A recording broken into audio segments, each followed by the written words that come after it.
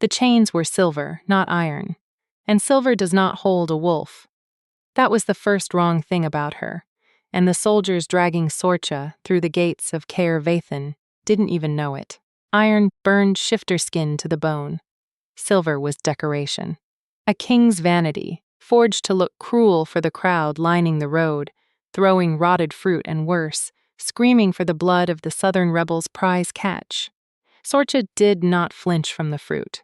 She watched the chains instead, turning her wrists slightly so the links caught the torchlight, and catalogued, the way she catalogued everything: weight, alloy, the give in the hinge of the manacle.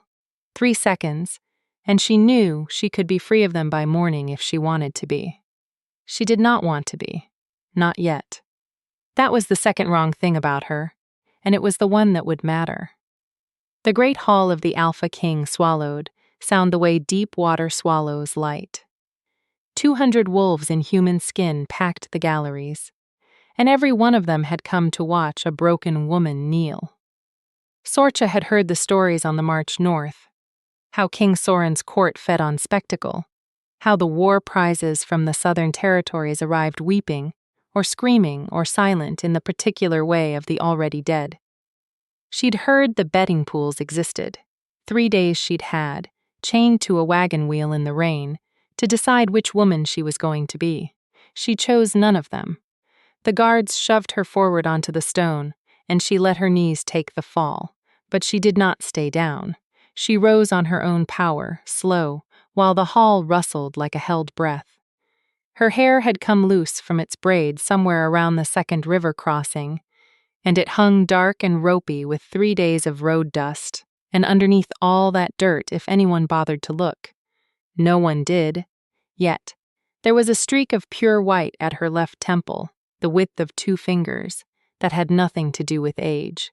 She'd had it since she was 9 years old. Her mother used to say the moon had touched her there and changed its mind about taking the rest. The king sat above all of it, on a throne built from black wolf pine, antlers crowning the high back, though no wolf in this hall had ever carried antlers, another vanity, another lie carved into the architecture of fear. He did not look like a man who needed decoration. Sorin wore his power the way other men wore skin, total, unconscious, absolute. Dark hair cropped close at the sides, a jaw that had clearly been broken once and reset wrong, just slightly, so that when he spoke the words came out very faintly crooked, like a door that no longer sat flush in its frame. His eyes were the gray of a sky before snow, and they were already on her, and they had been on her, she realized, since the doors opened. "This is the great threat from the south," he said. Not a question. His voice carried without rising, which was somehow worse than shouting. "I expected a general. I was given a girl half-starved in the rain." Laughter rolled through the gallery, ugly and relieved, the laughter of people glad the fear had a small shape after all. Sorcha let it finish. She had learned patience from a worse teacher than any of these wolves. 3 winters of watching her own people starve while their generals argued about pride instead of grain. And patience, she had found, was the only weapon no one thought to take from a captive. "Your border is bleeding, my king." She said it plainly, the way she might note that it was raining, or that the hour was late. 40 miles of it, between the hollow run and the salt marsh. Your generals know this. They have not told you why it matters. The laughter stopped. It stopped the way a held note stops, not gradually, but all at once. The silence afterward louder than the sound before it. 200 wolves, and not one of them breathing. A man near the throne's left side moved first, broad through the shoulders, a beard threaded through with 3 small iron rings at the chin that chimed faintly when he turned his head, which he did now, fast toward Sorcha like a dog catching a scent it didn't like. This was General Hask. Though Sorcha didn't know his name yet, only his rank by the wolf pelt mantle and the way the others deferred the half-second before he spoke. "She's a prisoner of war making noise to save her own skin," Hask said. "Don't dignify it, my king. I haven't asked you," Sorin said, without looking at him, "to interpret my prisoners for me. The crookedness in his jaw seemed to sharpen the words rather than soften them. Hask's mouth shut. The rings in his beard chimed once more, faint as his jaw worked, and then went still. Soren leaned forward, both forearms on his knees, and studied her the way she imagined he studied a battle map. For the seam, the place where the whole thing could be pulled apart. 40 miles of soft border, he said slowly. Guarded by my best men, has not bled in 11 years. It's bleeding now. Sorcha lifted her chin a fraction, just enough that the chain at her throat caught the light again. 3 villages evacuated inside a month, and no one in this hall has said the word famine out loud.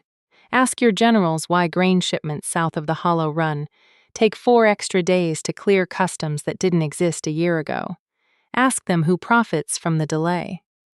She watched it land, not on Soren, on the men flanking him. A thin man 2 steps down from the dais, dressed finer than a soldier should be, went the color of old parchment.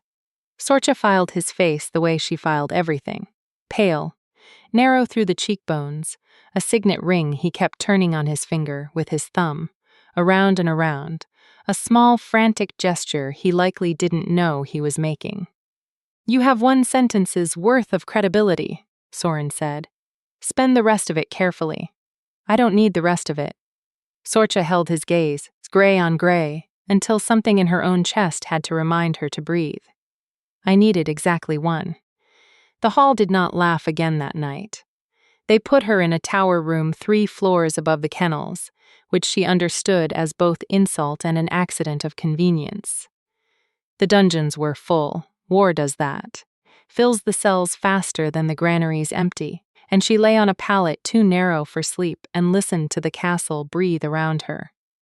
Stone settling, wind finding the gaps in old mortar. Somewhere below, a hound dreaming out loud, 4 sharp barks and then nothing. She did not sleep. She had not slept properly in 19 days, not since the night she'd let herself be taken. That was the truth no one in that hall had guessed, and it sat in her like a coal banked under ash. She had not been captured. She had arranged it with the same care she'd arranged the sentence about the border, weeks in advance, trading whispers through 3 intermediaries who did not know what they were truly carrying. The Southern resistance had 1 weapon left after the granaries burned and the well poisoning started, and the children began coughing blood in a pattern too regular to be plague. They had her mind, and her mind had told her there was exactly 1 place in the known world holding the information that could save what was left of her people. A map table. A specific room, 3 corridors past the king's own chambers, where the cartographers of Caer Vethin kept the only accurate survey of the underground aquifers, feeding both the northern wolves and the southern villages. They'd been bleeding dry through that quiet, deniable customs delay. She needed 7 minutes alone with that table. She had given herself a war prize's chains to buy the proximity required to get them the viewer. If there had been one, if anyone in that hall could have read the calm on her face the way she read theirs, would have assumed she was afraid. She was not afraid. She was counting days, 19 gone. Perhaps 30 left before the southern wells ran dry enough that no amount of rain would matter. The door scraped open without a knock, which told her something about rank before she even turned her head. You made an enemy of Hask tonight, said the man in the doorway, and you don't even know his name yet. Sorcha did not sit up. I know enough of him, the rings in his beard. He turns his head before he decides to be angry, so the anger is a performance, not a reflex. Men who perform anger are usually hiding something duller and more useful, fear or guilt. A pause, longer than the sentence deserved. You're not wrong, he said, and stepped fully into the doorframe, and she saw it was the king himself. No guards, no mantle, just a dark shirt with the sleeves shoved to the elbow and forearms that bore old scars in a pattern she recognized.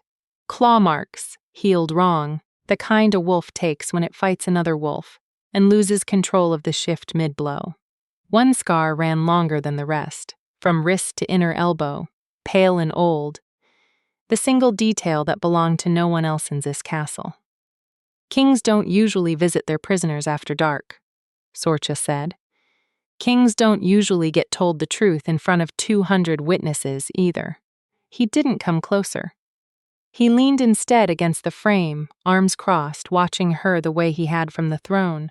For the seam. How did a war prize know about customs delays on a southern border she's never been north of? I read. You read. Flat. Disbelieving but not dismissive. She heard the difference, filed it. Ledgers. Grain manifests. The things your generals leave lying around when they assume the people reading them can't write their own names. She finally sat up, slow, chains pulling cold against her collarbone. You should be more frightened of what I know than you are. Something moved at the corner of his mouth that was almost, but not quite, a smile. Should I? Hask is afraid of me, she said. That should frighten you more than I do. He looked at her for 3 full seconds. She counted them, the way she counted everything, and then he said, "Sleeps, prisoner," and pulled the door shut behind him, and she heard no lock turn. That too, she filed. By the 4th, they had stopped calling her prisoner in front of the court and started calling her, with visible discomfort, advisor, a title with no precedent, granted by a king to a woman dragged in chains 4 days prior, and the discomfort it caused rippled through every corridor she walked. She felt it in the way conversations stopped a half-second too late when she entered rooms. She felt it in the particular quality of Hask's silence whenever she sat, uninvited, at the war council table that had been built for men twice her size and none of her patience. The southern border held the room hostage for 3 sessions running. Soren had ordered the customs inspection records pulled, and what came back confirmed everything Sorcha had said, and worse, a pattern of delays that traced, with the kind of clean arithmetic that made her stomach turn, directly to grain shipments meant for the villages closest to the Hollow Run. Someone inside this castle had been starving her people, quietly, deniably, for the better part of a year, and dressing it as bureaucracy. The delays originate with the Southern Customs Office, said a woman at the table's far end, Lady Iseult, the king's chief treasurer, a thin scar through one eyebrow that gave her face a permanent, unwarranted look of skepticism even when she agreed with you. Which answers to General Hask's division. Hask's jaw worked. The rings chimed. Coincidence, he said. I don't believe in those, Sorcha said. Mild as milk, and 3 men at the table who were not Hask had to look down at the map to hide what their faces were doing. Soren, at the head of the table, said nothing for a long moment, turning a quill between 2 fingers the way Sorcha had seen the pale signet ring man turn his ring. A tell she filed under things to watch for in this man specifically, the small unconscious motion that meant a mind working faster than a mouth could follow. Pull every shipment record, touching that customs office for the last 14 months, he said finally. Quietly. I want it on my table by week's end. My king, Hask began. That wasn't a request, General. The temperature of the room dropped without anyone moving. Sorcha watched Hask's face do the thing faces do when a man realizes, in public, that he has just been outmaneuvered by someone he was assured was beneath his notice. And she watched, too, the particular flicker of something else underneath the anger. Not guilt, exactly, closer to fear of a different king than the one who currently sat the throne. As if Hask answered to a ledger Soren hadn't read yet, she filed that too. It would matter later. Everything mattered later, if you were patient enough to wait for later to arrive. That night, walking the upper corridor on the strange, half-permitted freedom Soren had granted her, not quite a guest, no longer quite a prisoner, the silver chain replaced with nothing at all, because he had simply never reissued the order. She found the map room by scent before she found it by sight. Old paper, lamp oil. Beneath both, faint, the particular cold mineral smell of a room kept too long with its windows shut. The smell of a place no one had properly lived in. She knew this smell. It was the smell of the archive room back home, where her own mother had taught her to read tax ledgers. At age 11, the year before the soldiers came. The door was unlocked. Of course it was. No one expected a war prize to want a room full of maps. Sorcha stood in the doorway for a long moment, hand pressed flat against the frame, and felt something in her chest she had not expected to feel. Not triumph. Grief. Plain, unhurried grief for the 19 days and the 30 more and the well in the village square back home that her younger cousin still drew water from, not knowing yet whether it would run dry before Sorcha could do anything about it. She stepped inside and lit no lamp and let her eyes adjust and began, finally, to look for the table that could save her people. Or betray the only man in this castle who had, against every instinct she'd built her whole strategy around, started looking at her like she was a person and not a weapon. The aquifer survey was not where she had expected it. It took her 4 nights of careful, quiet searching. 4 nights of memorizing the patrol rotations of the 2 guards who walked this corridor. 4 nights of learning exactly how long it took the 3rd sconce from the door to burn low enough that its light wouldn't catch her shadow under the gap. Before she found it, rolled and shoved behind a shelf of outdated trade routes, as if someone had wanted it forgotten rather than destroyed. Forgetting was safer than destroying. Destroying left a gap someone might ask about. She unrolled it on the floor by feel, and the thin spill of moonlight through one tall window, and there it was, the full underground water table beneath the kingdom, drawn in a careful old hand, showing exactly how the northern wells and the southern villages drew from the same deep source, and exactly where, 14 months ago, someone had begun diverting it, not with violence, with paperwork.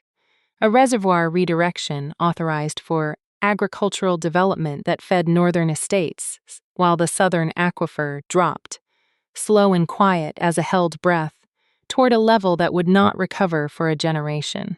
She had what she came for. 7 minutes, she'd told herself. She had been in this room for 11, and her hands were shaking, not from fear. From the particular vertigo of finally holding the thing you crossed an ocean of chains to find, and realizing it was worse than you'd hoped and better than you'd feared. Both at once. You're not looking for grain ledgers. She did not jump. She had trained herself, across 19 days, and then 4 more, not to jump. But her whole body went still in the specific way of an animal deciding whether the predator has already decided. Soren stood in the doorway, no lamp of his own, having clearly followed her in the dark the way wolves follow things in the dark, which was to say. Without sound, without scent he chose to give away, with patience that matched her own and that she had, until this exact moment, badly underestimated. "How long have you known?" she said. Not a question. Her voice came out steadier than she felt, since the 2nd night. He didn't move from the doorway. You don't sleep like a woman who escaped a war. You sleep like a woman counting down to something. I've commanded soldiers since I was 19. I know what waiting for an order looks like on a person's face. The silence stretched. Sorcha did not roll the map closed. There was no point now in pretending it was something else. Then you know, she said, that I let myself be taken. I suspected. A muscle moved in his jaw, the old break catching the moonlight at an angle that made the crookedness more visible than it usually was. I didn't know until just now, watching your hands. Then arrest me properly this time. Something in her, the part that had carried this alone for 19 days and 4 more, came out harder than she meant it to. Call the guards. I've had what I came for since I unrolled that map. I don't need to leave this room free to have already won. Won what? His voice did not rise, but something underneath it had gone very still. Very careful, the voice of a man holding something he doesn't yet know is fragile or dangerous, unsure which, unwilling to find out by force. Tell me what you came here to win, Sorcha. It was the first time he had used her name instead of prisoner, or advisor, or you. She felt it land somewhere just beneath her ribs, unwelcome and warm at once. Your reservoir authorization, she said. 14 months old. Redirected water that used to feed the southern aquifer into northern estate land, dressed up as agricultural development. Someone in your court is slowly drowning my people's wells to fatten someone's harvest, and they did it quietly enough that even your own treasurer's audit wouldn't have caught it for years. Because it isn't theft. It's paperwork. It's the kind of crime that looks, on every ledger, exactly like nothing at all. Soren said nothing for a long moment. He crossed the room, slow, deliberate, the way he moved at the war table. When he was about to overturn something, and crouched across from her, the map between them, close enough now that she could smell the leather and wood smoke of him under the cold paper and lamp oil air of the room, close enough that the back of his hand, bracing against the floor, sat less than an inch from hers. Neither of them closed that inch. Both of them noticed it. "Show me the authorization seal," he said quietly. She turned the map. He went very still, reading it, and something passed behind his gray eyes that she recognized because she had felt its twin in her own chest 19 days ago, the moment she'd first understood what was happening to her people's water and known, with total certainty, what it would cost her to fix it. "That's my brother's seal," Soren said. The room went colder than the night outside it. What Sorcha had not told the resistance who sent her, what she had not told herself in the long calculating nights of planning this. Because it had not been relevant, until it suddenly catastrophically was that Soren's younger brother, Lord Kalen, held the Southern Customs appointment as a courtesy posting, a younger son's consolation prize for a throne he'd never sit. Soft hands, soft mouth, the kind of prince the court found charming precisely because no one believed him capable of anything that required follow-through. Sorcha had seen him twice across the hall in 4 days, and noted nothing more than an idle, pleasant face and a habit of laughing a half-second before anyone else found the joke funny. A small tell of a man performing ease he didn't feel. She had not connected that face to the seal on a 14-month-old water diversion order. She should have.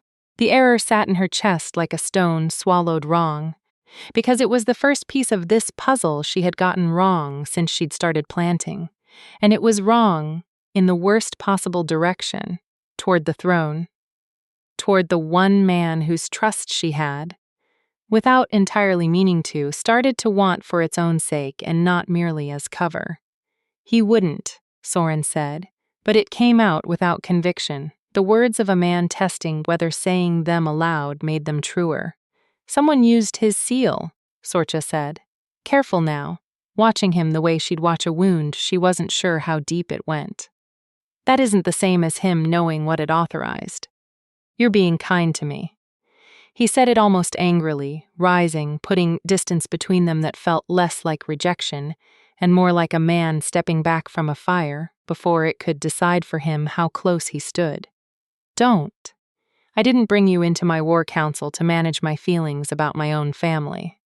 I'm not managing anything. I'm telling you what I know and what I don't." She rose too, maps still in hand, chin level with his collarbone in the dim light. "I know the seal.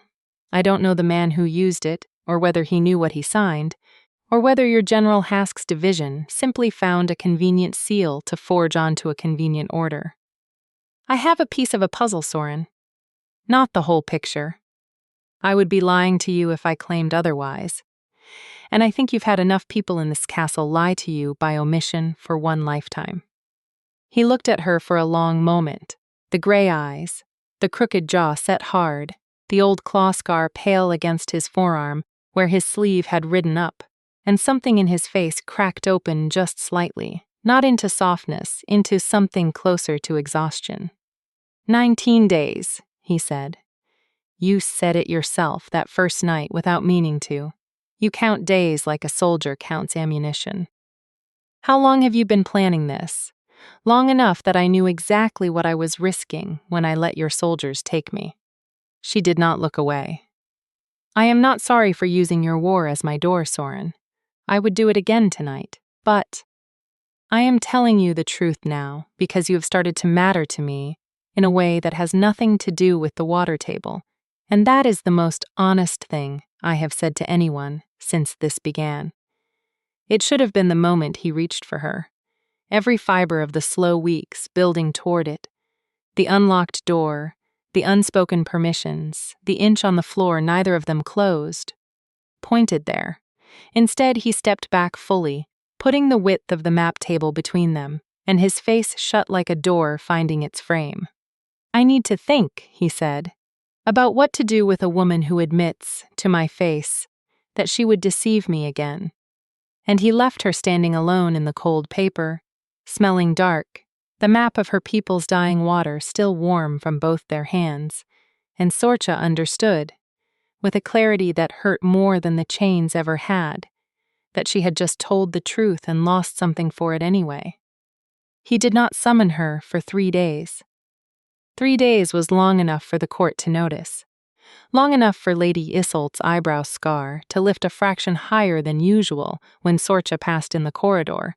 Long enough for the kitchen staff, who treated her, she noticed, with a careful, unspectacular kindness that had nothing to do with her rank and everything to do with the fact that she'd once stopped a boy from being whipped for dropping a tray, simply by stepping between the rod and the boy and saying, mildly, that hunger makes hands shake and shaking hands drop things.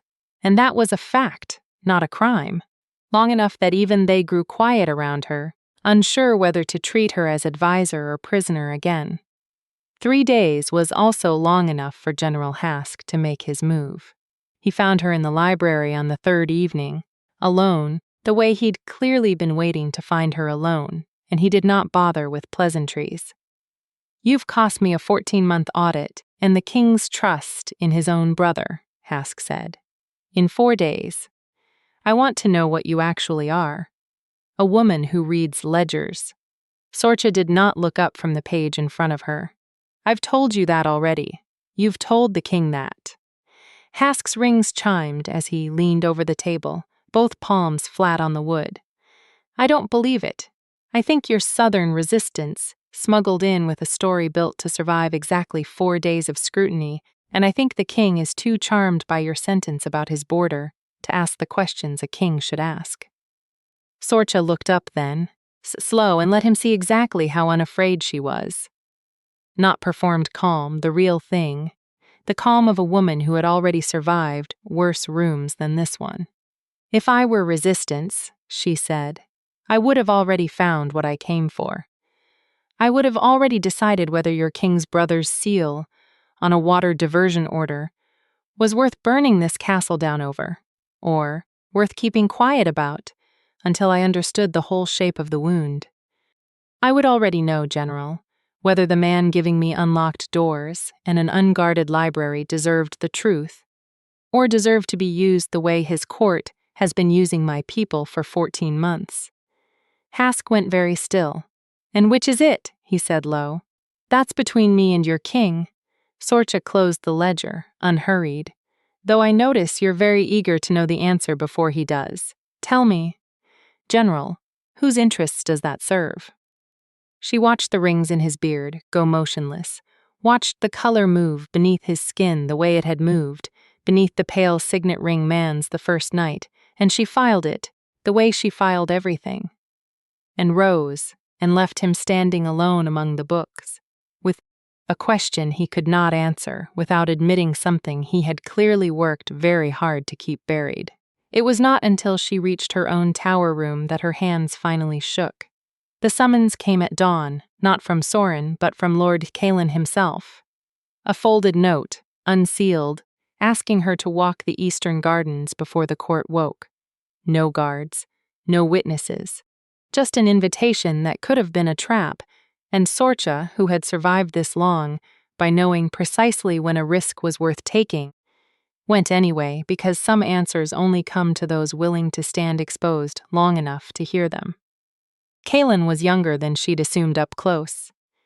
Perhaps 3 years past 20, with the unfinished softness still in his face that the court mistook for harmlessness. He had his brother's gray eyes, but none of the weight behind them. And when he turned to face her among the frost-killed roses, his hands were shoved deep in his coat pockets, a boy's gesture, not a lord's. "I didn't know what the seal was used for," he said, before she could ask anything at all. "I want you to know that first, before whatever you've already decided about me hardens into something neither of us can undo. Convince me."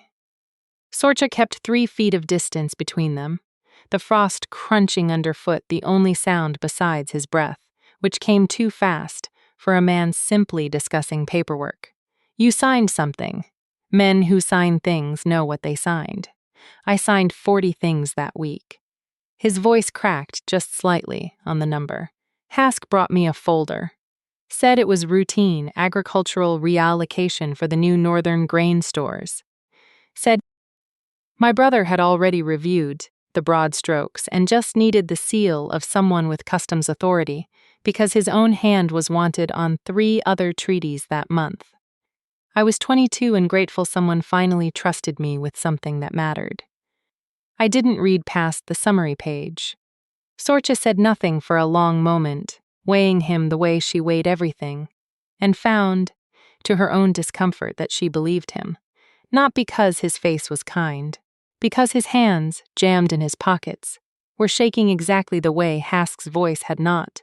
3 nights ago in the library, and shaking hands she had learned a long time ago, were harder to fake than steady ones. "Hask," she said. "I think so. I don't know how far it goes." Kalen looked at her, and something in his unfinished face hardened into something closer to his brother's. "But I know my brother trusts him with troop movements along that same southern border that's bleeding. If Hask is the one starving your people for profit, he's also the one who knows exactly where my brother's soldiers are thin. That isn't corruption anymore, Lady Sorcha. That's a man positioning himself to hand the South to someone else entirely, the moment it's weak enough to fall." The frost-killed garden suddenly felt very cold and very small, and Sorcha understood. With the particular vertigo of a strategist watching a map she thought she'd already solved, fold open into a far larger one, that she had not stumbled into a corrupt water authorization. She had stumbled into the seam of a war that had not yet started, and General Hask was the hand quietly opening the door for it. She needed to tell Soren. She needed to tell him today, this hour, before whatever Hask was building finished itself in the dark, the way these things always did, quietly on paper, until the day it wasn't quiet anymore. But telling Soren meant trusting him with the second half of her secret, meant admitting that the Southern resistance who'd sent her would see this information as a weapon to use against the Crown entirely, not merely against one corrupt general, and that the moment she handed Soren proof of Hask's treason, she would also be handing him the precise shape of her own people's desperation, their numbers, their weaknesses, everything a king at war might use against a province he'd been quietly bleeding for over a year, save her people, or protect the trust she had not planned to feel for the man who'd started looking at her like she was worth more than the truths she carried. She could not, this time, do both. She chose Soren first, and told herself it was strategy, and knew, walking the corridor toward his chambers with Kalan's confession still cold in her chest, that it was not strategy at all. It was something far less defensible and far more dangerous. She trusted him, and she had stopped being willing to lie to a man she trusted, even when the lie would have served her people better. She found him not in his chambers but in the map room, predictably, hunched over the same water table survey she'd unrolled 3 nights before, a single candle burning low beside him, and when he looked up at her in the doorway, his face was already braced for something. "Hask," she said, no preamble. The way she'd learned mattered most in rooms with no time to spare. "It isn't only the water. Your brother signed under his orders, believing it was routine. Hask knows exactly how thin your southern garrisons are. I think he's selling that knowledge, or preparing to whoever intends to take advantage of the South's collapse." Soren went very still in the particular way of a man absorbing a wound before he lets himself feel it. "You're certain?" "I'm certain your brother is innocent of intent and guilty of carelessness. I'm certain Hask used him." She crossed the room, stopped an arm's length away, close enough now that the candlelight caught the gray of his eyes and made them look, for one unguarded second, very young. "I'm not yet certain who Hask answers to beyond himself. That's the piece I don't have. Then we find it." He said it simply, already rising, already a king again instead of a man caught mid-grief over a brother's mistake. "Together, tonight. There's something else." The words came harder than she expected, given how many times she'd rehearsed them in the dark of her tower room. "Something I should have told you 4 days ago and didn't, because telling you meant trusting you with more than I trust anyone, and I wasn't ready for what that would cost me." He waited. He did not press. She had noticed, across these strange days, that he never pressed her for anything.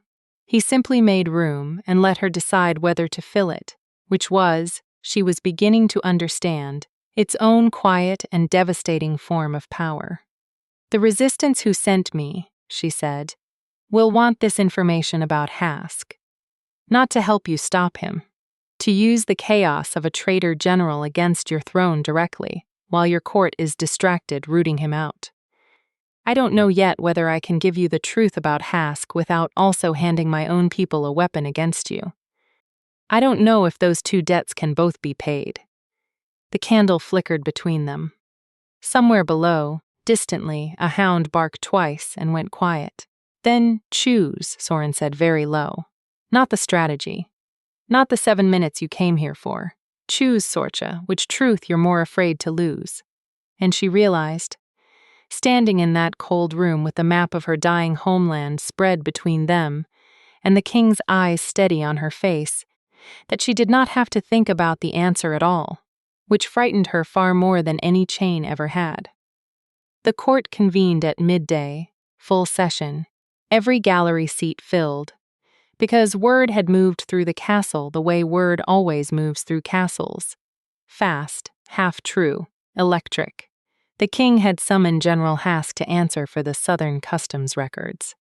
No one yet knew the shape of what was coming, only that something was, and Sorcha stood at Soren's right hand at the foot of the dais, not chained, not kneeling, dressed now in clothes of her own choosing rather than the rags she'd arrived in, and the symbolism of that was not lost on a single soul in the hall. Hask entered already angry, which told Sorcha everything about how confident he'd been until very recently. "My king, a short bow barely adequate. I understand there are accusations."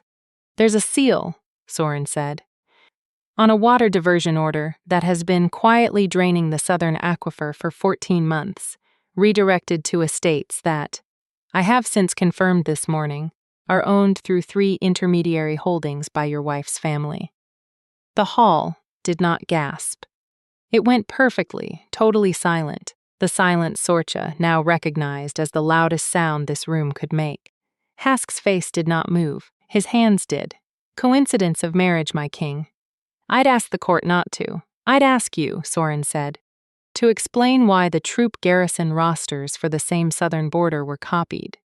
In your hand, into a ledger that left this castle 11 days ago, bound for a courier whose destination my own scouts traced to the border of a kingdom we are not currently, but have historically been, at war with. The signet ring man." Sorcha had learned his name was Lord Peven, the king's quartermaster, the man whose face had gone the color of old parchment that first night in this very hall, made a small, strangled sound from somewhere in the gallery and did not meet anyone's eyes. Hask's mouth opened, closed.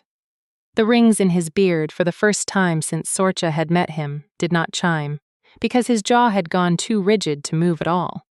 "It's a lie built by a southern spy," he said finally, low and fast, turning toward the gallery instead of the throne, looking for allies and finding. Sorcha noted with something that was not quite satisfaction and not quite grief, none. She came in chained and walked out advising the crown in 4 days. Ask yourselves how. Ask yourselves what kind of woman arranges that. I did ask myself that, Soren said, repeatedly. The answer, General, is the kind of woman who tells the truth in a room built entirely to reward people for lying. You've had 14 months and a king's trust to build something that would have starved an entire province quietly enough that none of us would have noticed until it was too late to stop. She had 4 days, and one sentence about a bleeding border, and she undid all of it by simply refusing to look away from what your ledgers were trying to hide. He turned then and looked at Sorcha, not at the court, not performing for the gallery the way kings are supposed to perform even their sincerity. Just at her. I was wrong about what kind of threat walked into my hall that first night, he said. I called her a girl half-starved in the rain. I want that on record as the worst misjudgment I've made since I took this throne. Hask made one final, desperate lunge. Not for the throne, not for Sorcha, but for the door behind the gallery. 3 running steps before 2 of the king's personal guard had him by both arms, the rings in his beard chiming wildly now with the violence of his own struggling, an undignified, human sound that finally, fully stripped away every ounce of menace he'd carried into this hall 4 days ago.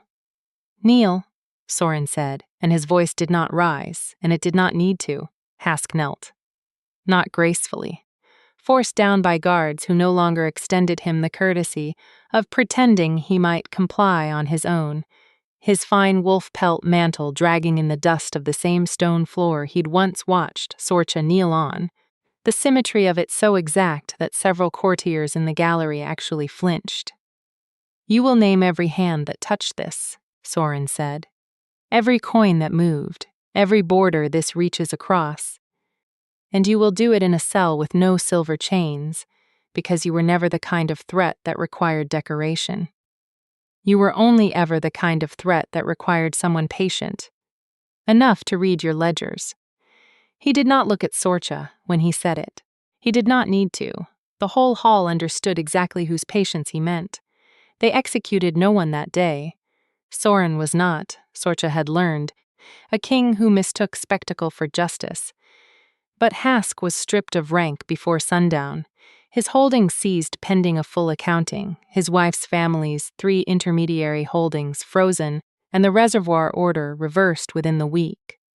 The southern aquifer beginning, slow as everything in the earth is slow, to climb back toward the level it had held before any of this began.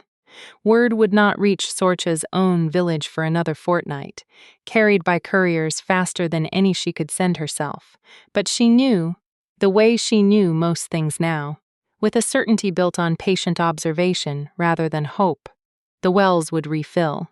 Her cousin would not watch them run dry. It should have felt like victory. It felt, instead, like grief finally given somewhere to land. For the 19 days of pretending she hadn't felt. For the 9 years since the white had first streaked into her hair, and her mother told her the moon had changed its mind. For every ledger she'd read alone at 11 years old, already understanding, in some buried childhood way, that someone would eventually have to be the one who said the unbearable thing out loud. Lord Peven was questioned and confessed within the hour to having known about the troop ledgers, though not their destination, and was exiled rather than imprisoned. Soren's mercy, Sorcha noted, was as precise as his judgment, calibrated exactly to the size of each man's actual sin rather than the size of the fear he'd caused. Kaylan was not punished at all, though Sorcha watched him, in the days following, take to walking the Southern Customs Office himself, reading every page of every order before he let his seal near it. A young man teaching himself, late and painfully, the cost of trusting without verifying. What remained, 3 days after Hask's fall, was the harder conversation. The one Sorcha had been both waiting for and dreading since the night in the map room when she'd told Soren the truth, and lost something for it anyway.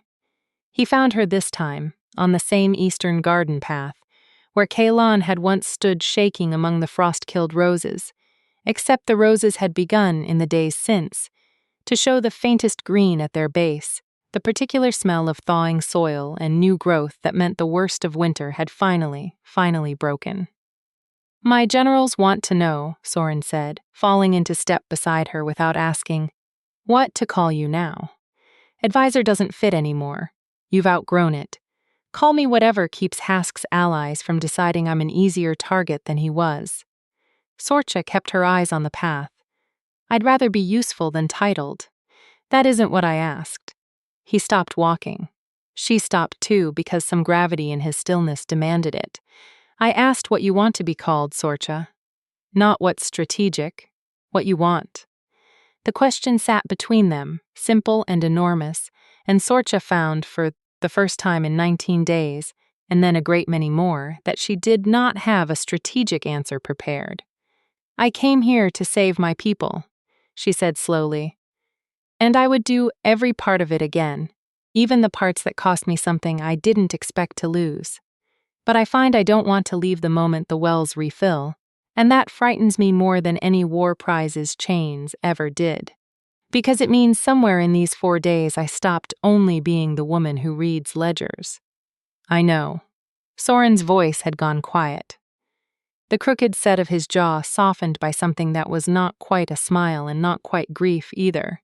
Something closer to relief too long deferred. I knew the night you told me you'd deceive me again, and I walked away from you anyway, because I was angry that the truth of you was so much larger than the lie I'd been ready to be charmed by. I was wrong to walk away. I want that on record too, though I'd rather no court hear this particular confession. He reached for her hand then, not fast, not the seizing grasp of a king claiming a prize, but slow, deliberate, the same unhurried care he'd shown crouching across a map from her in the dark, giving her every chance to step back before his fingers closed, finally, around hers. She did not step back. I am not a bond you claimed in a war hall, she said, low, the words mattering more to her than almost anything she'd said in this castle. Whatever this becomes, it does not begin in chains, even silver ones, even ones I chose myself. It begins, Soren said, in a sentence about a bleeding border that no one else in that hall had the patience or the courage to say out loud. I am not interested in claiming you, Sorcha. I watched a room full of men underestimate the only person telling them the truth, and I do not intend to make that mistakes twice in one lifetime. The garden held them both in its thawing quiet, frost giving way underfoot to soft, dark earth, and somewhere past the southern wall, miles and miles south, a well that had nearly run dry was filling again, slow as patience, slow as trust, slow as everything worth keeping. She had walked into that hall a prize. She had walked out of it the one truth no one had thought to fear. And standing now in the half-thawed garden, her hand inside a king's, Sorcha understood, with the same plain certainty she'd once used to read a boarder's wound from across a crowded room, that she had not been claimed by anything at all. She had simply, finally, been seen, and chosen, not for the war she'd ended, but for the woman who had never once, in chains or out of them, stopped telling the truth.